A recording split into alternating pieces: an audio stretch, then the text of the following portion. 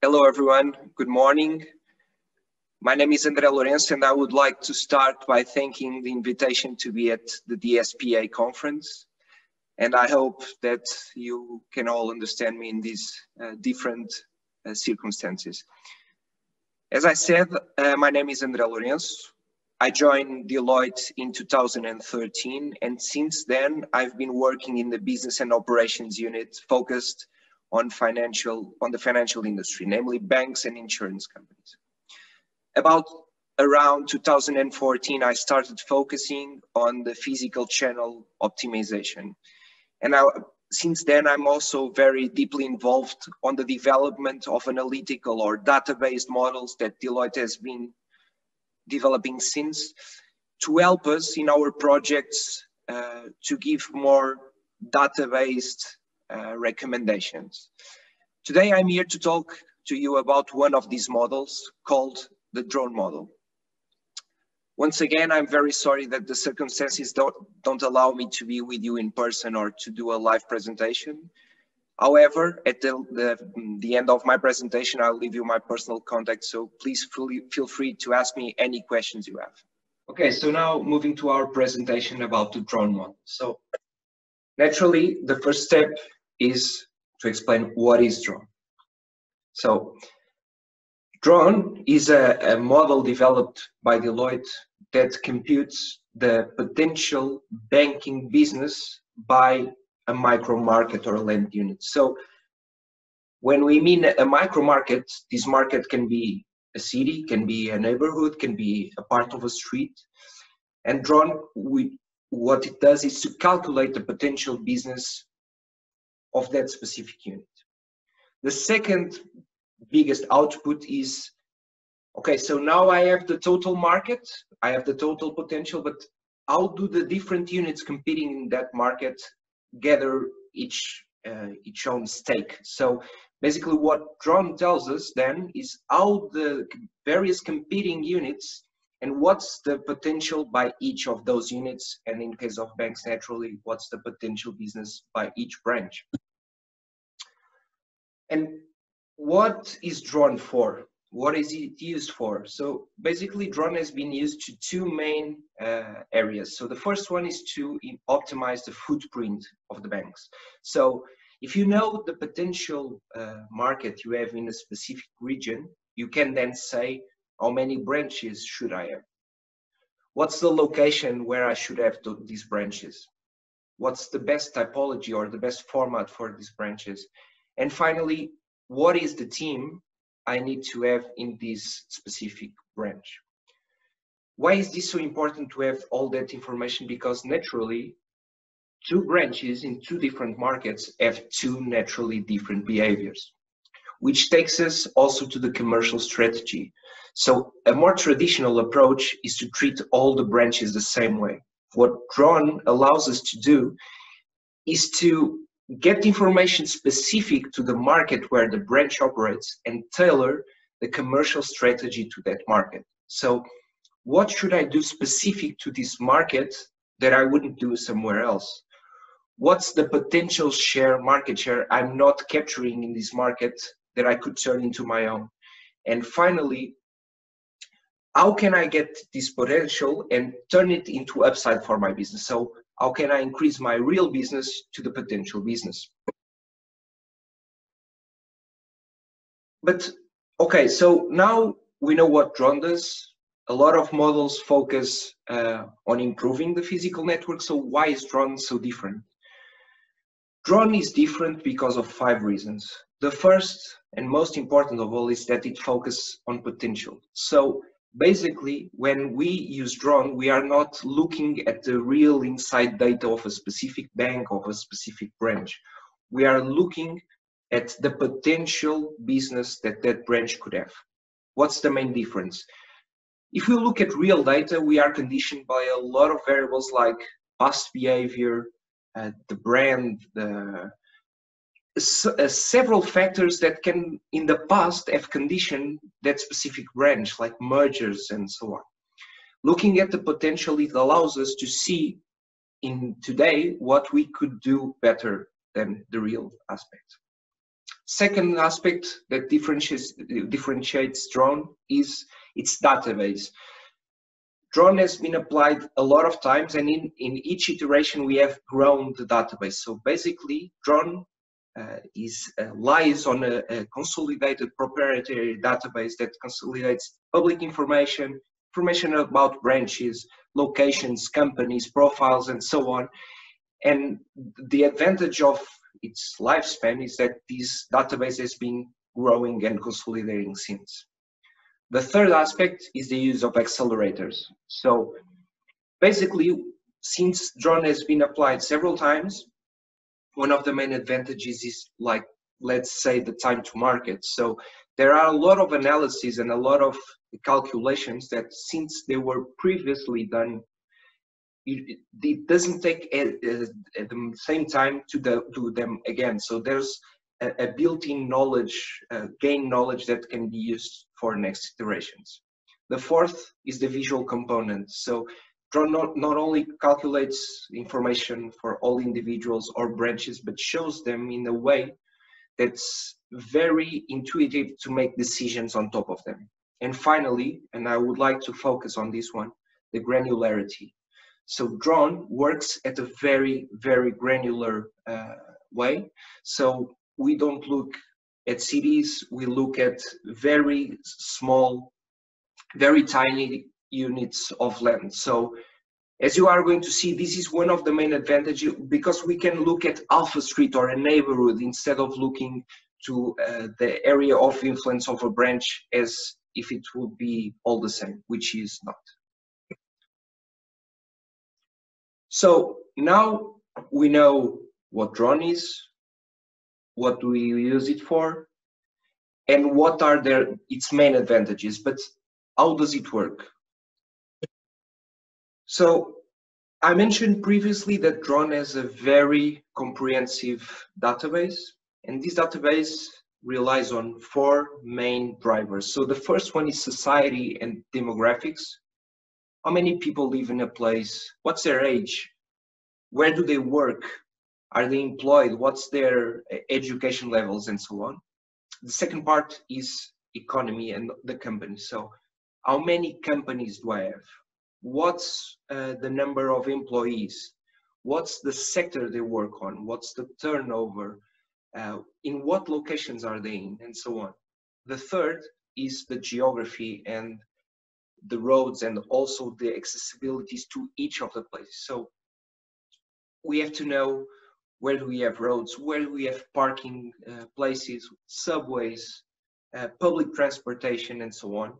And finally, and since the example I'm giving is specific to the banking industry, where are all the branches? So drone has the database of all the branches in Portugal since 2013, updated almost live until this point.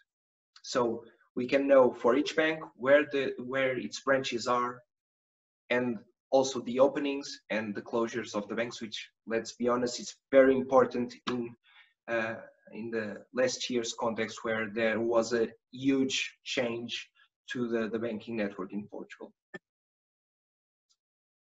Now, focusing on what I said previously about the granularity and being so important to drone. So Portugal is divided in 266,000 census sections. These are the most granular sections for which we have public information. And what this means is that we have the entire country divided in these small sections, and for each one we know how many people live there, what if they are employed or not, the number of households, and so on. These sections can vary a lot between, for example, inside Lisbon, where a section can represent a part of a neighborhood to more or to less developed areas, where one section can be a bigger part because of a lower density of people. These sections are very important, as you're going to see, because they are one of the main steps of our calculation. But then the geo-referencing. So every information we use in drone, besides this public information I just mentioned, is used based on coordinates. So we are always talking about a margin of error of about 5 meters, because every company, every branch every input we put in top of these sections are made at the coordinate level. So it's different to see a branch in the number 1 or in the number 11 of a street. So this is very important, and it's, as I mentioned, one of the main advantages of drawing. Now, moving to the more analytical steps. So how do we calculate those two outputs, which, let me remind you, are the market potential and the potential by each branch in those markets? Okay, so the first step is taking those 266,000 sections of Portugal and placing them on the correct place. And basically what this gives us is to know where each person is and what's its profile. Naturally, this information is updated every year, or in some cases in less than 1 year, because naturally the census information dates from 2011, but there are refreshments every year. But also we have to place the companies on those markets. So as I mentioned, we have a database of all the companies in Portugal, their locations, number of employees, and so on, and we have to replace it along the individuals. So finally, after step 1, we have every individual, every company located in some specific point in our map. The second part, which is fundamental, is the commuting. So everyone that thinks about the distribution of people, maybe you were asking, okay, but I don't work or I don't interact with my bank at the place where I live. This is very common. A lot of people do that. So that's why it's so important to calculate all the commuting. So if you look at Lisbon or Porto or any other city, the number of people that live inside it, it's much smaller than the number of people that spend their day on it. So basically what we do is, or what we have done, was to develop a model that allows us to combine private, proprietary and public information about the movements of people and know exactly in each subsection how many people work there or spend their day there. On top of this, we also include like some surveys about the willingness of people to work with their branches at their place of residence versus their place of work. So at the end of step 2, we not only know where people live, but we know where people spend their time, which is very important to know where they'll use the branches. The third step is to define profiles for both individuals and companies. And let me explain this by giving an example. Imagine we have like 4 variables: education, age, profession, and place. We can define for that specific client the amount of credit and deposits a typical individual of that group has.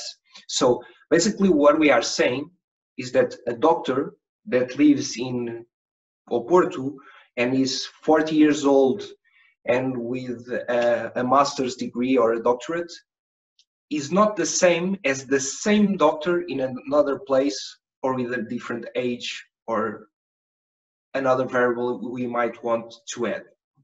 So basically what we do is combine a number of variables and define profiles for which we know the average amount of credit and deposits for each of those profiles. So step 4 becomes easy after that. So what we do is get the people and the companies we got from steps 1 and 2 and multiply them by the values of their profiles.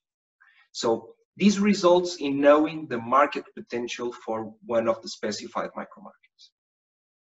Now moving to,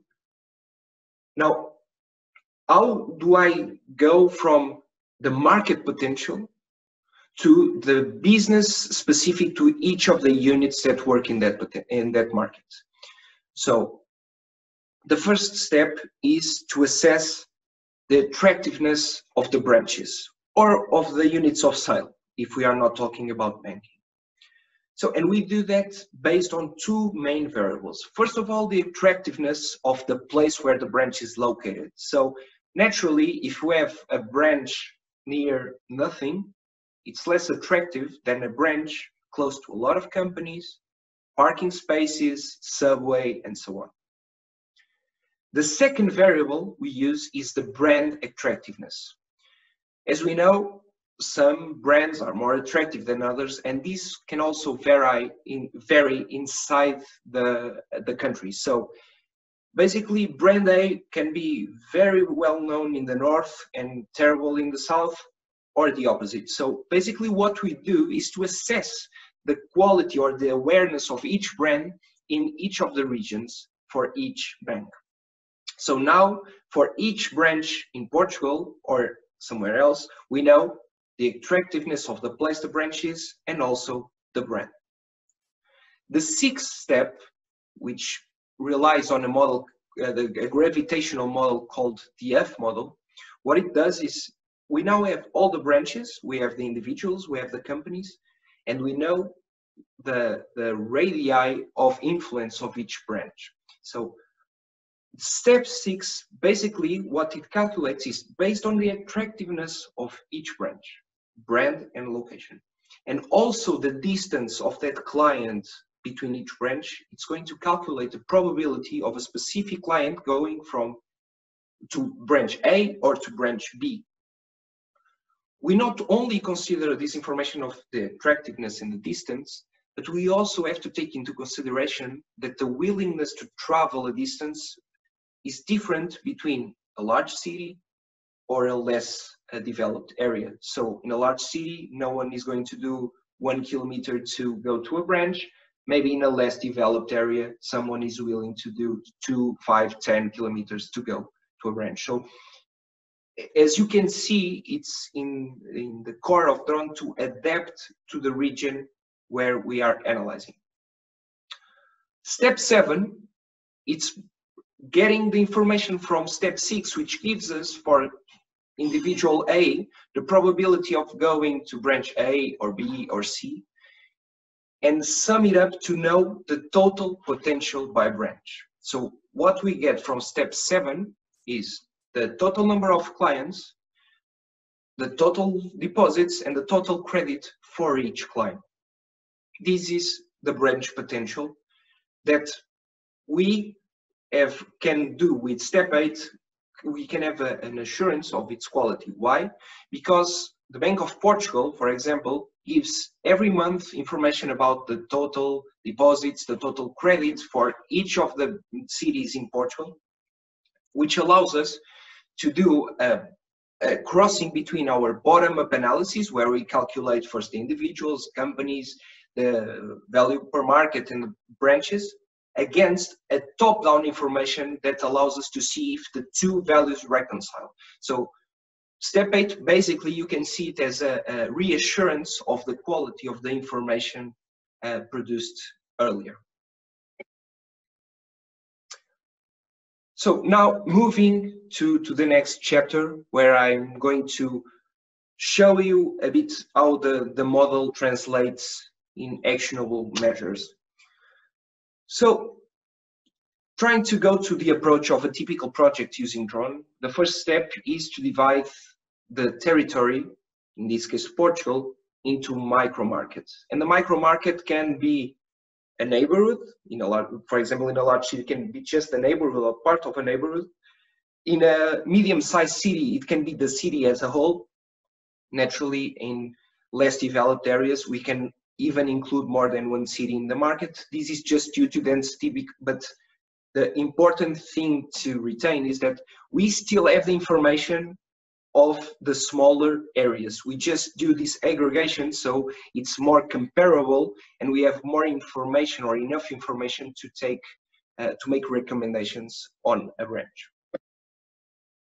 Then we do a collection or a representation of all the demographic and commuting information of that market, the age of the people that live there, how do they compare, the number of companies, if there are more people going in or going out, what's the total number of clients, and so on.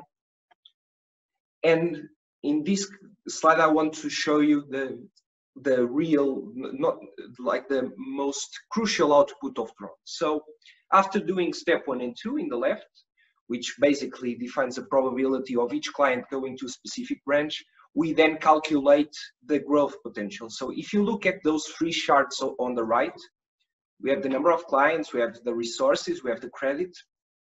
The gray bar indicates the total of the market. And this information by itself, it's already new because normally we don't have this division by micro markets. But then we can compare it with the real information of the bank. So if you look at the green bar of the graph, you get the real information. So you can know what's your real market share.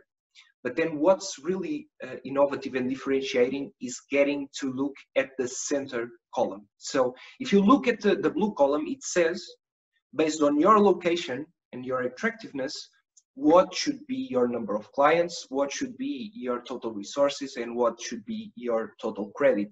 This allows you to know what is the upside you are not capturing at this moment. And so we can develop recommendations to change the way that we are present in a specific market and how to increase our market share. But how does this compare with the traditional approach? The traditional approach would be to look to the inside data of the bank, to look at past information, but this approach doesn't look into the future or the potential of a specific place. So if you look at the past of a specific branch, you are looking at the decisions made before, at what happened before, some mergers and so on that can influentiate the actual business of a branch. Drone model does exactly the opposite. It looks to the present and to the future. So it evaluates each branch not in its historical data, but in its potential data. And this, for example, in the physical network allows us to make decisions for example, merging branches, closing branches, opening branches, for example, the white spaces. Imagine if we find a place that has a high potential, but it's not being captured by the bank, maybe it's time to open a branch there. And also relocations. We can find a branch that is not working particularly well in a specific place, and we can move it somewhere where the potential is higher. But also lets us look how to address better our clients. So not all clients are the same. Clients in Lisbon near companies have one behavior. Clients in residential areas have another. So knowing this information about the income of people, where they work, where they live, what's their age, what's their behaviors, allows us to give information to adjust the format and the typology of each branch to its customers. And also, as I mentioned previously, some slides ago, if you remember, it allows us to define the specific team we have to have in each branch. Not only the number of people that work there based on the clients, but also the number of people that need to be there to address potential clients, not only the real clients, and also to address the type of client in that market. So if I have a market that has a lot more companies or more affluent clients, I have to have a different team than the market with only mass market clients or less digital clients. So Drone gives me the information to make recommendations based on the market I'm working on. Finally, and just to conclude my presentation, Drone also allows us to do something else, which is to look at the market and to develop commercial strategies specific to that market. So the traditional error would be to treat all the areas in the country or the market the same way, independently of who lives there, who works there, what are the companies, what are the main drivers, if people there want to buy houses or they want personal loans and so on. So Drone, since it gives a very granular information, it allows us to, for each branch, to develop a bottom-up approach of the strategy we need to apply in that specific area. So I can look at the clients, not only as you recall the actual ones, but also the potential ones, and know, okay, so basically when I define, for example, the incentives or the objectives of the team in a branch, I can take into account what is the main potential of that area. So I can be much more accurate at defining the strategy I want to take in each of the specific markets. So once again, is changing from a bottom-up approach where we have very corporate goals that we distribute to a very bottom-up where we know the potential of each market and we figure out how to capture it the best way. Once again, I'm so sorry that I wasn't able to present in person. Better times will come.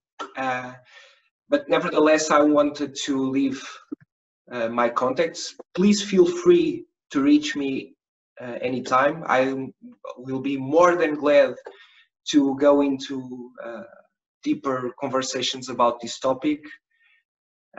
So, thank you.